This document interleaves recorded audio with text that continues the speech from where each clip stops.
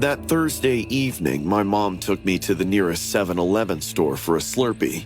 When we got in, there were only 3 people besides us. The night shift guy behind a counter, a middle-aged woman buying scratch cards, and this weird dude.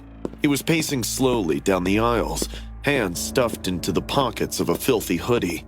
He would stop and stare at everyone every 2 seconds. At first, I didn't pay attention. I was too busy agonizing over which Slurpee flavor I wanted. But when I looked up, I found him staring right at me. He didn't look away, which made me awkward, and even when I looked away, I could still feel him watching me. I told myself not to overthink it.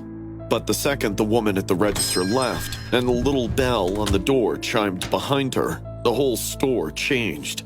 It was subtle, but heavy, like someone sucked the air out of the room. Mom was walking toward the refrigerated section to grab a water. I followed, and so did he. He drifted behind me, not even pretending to shop now. 1 second, he was 3 aisles away. Next, his reflection appeared in the freezer door right behind me. "Hey, what's your name, sweetheart?" That word, sweetheart, made my skin lurch. Before I could answer, Mom stepped between us. Back off! She's a kid! He smirked like he didn't care much. "Relax, I'm just talking. Not your fault your daughter's getting all the male attention and you're jealous." My mom was stunned to see his audacity. She immediately called out to the 7-Eleven staff, complaining about the man harassing us. Mom then pushed me behind her as the employee rounded the corner. "Sir," the employee said firmly, "you need to leave, now." The man glared at him, muttering something under his breath, then stormed out of the store. The door banged so hard it rattled the windows. I felt my legs shaking. Mom squeezed my shoulder. Don't worry. We're leaving too. We paid quickly. The employee apologized and kept checking the window like he expected the guy to come back. Mom made a joke about how she needed a bubble to keep creeps away. I laughed weakly, trying to pretend I wasn't terrified. As we stepped outside, the cold air hit my face. The parking lot was mostly empty. I remember stepping closer to Mom, clutching my Slurpee too tight, thinking the worst was behind us. We walked toward our car. Then, it happened so fast, I still can't piece all of it together in order. Something moved, fast, from behind the black van parked next to us. A hand shot out, then an arm, then another. Before I could scream, the man was on me, grabbing my upper arm so hard it felt like fire ripping across my skin. "Come here," he snarled, yanking me toward the van.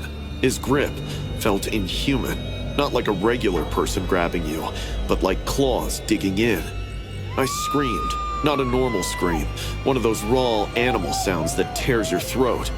Mom lunged after me instantly, grabbing my other arm and pulling me back. For a second, I was the rope in a violent tug of war. The man punched her. The sound was something I'll never forget. A sickening thud, followed by my mom gasping. Her glasses flew off, skidding across the pavement. I saw blood spray, then drip down her lip.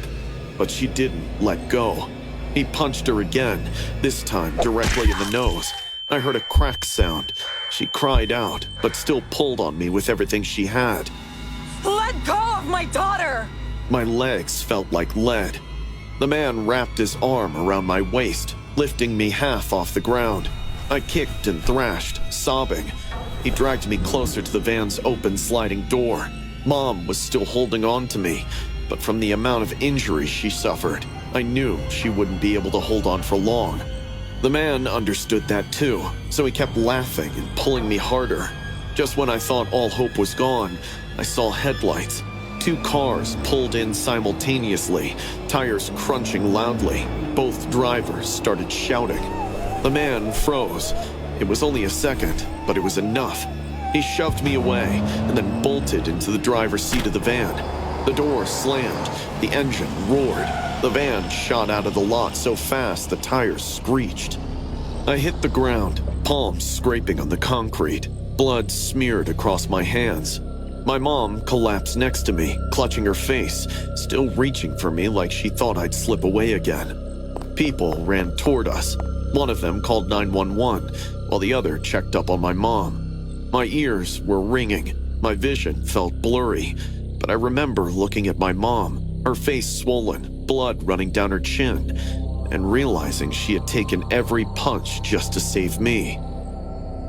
At the hospital, doctors confirmed her nose was broken in 2 places. Her cheekbone was badly bruised. She needed stitches above her lip. I remember sitting beside her bed, crying all night. The police came. We watched the CCTV footage together. Seeing it from the outside made me sick. Seeing how close he came to getting me inside that van still haunts me. They caught him 3 days later. A detective called to say he'd been living out of that van, and that he'd done similar things before. But this time, he didn't succeed, because my mom fought like a woman with nothing to lose. Sometimes, when I wake up at night shaking, I still feel his hand on my arm. But then, I remember the other hand, the one that never let go. Mom's.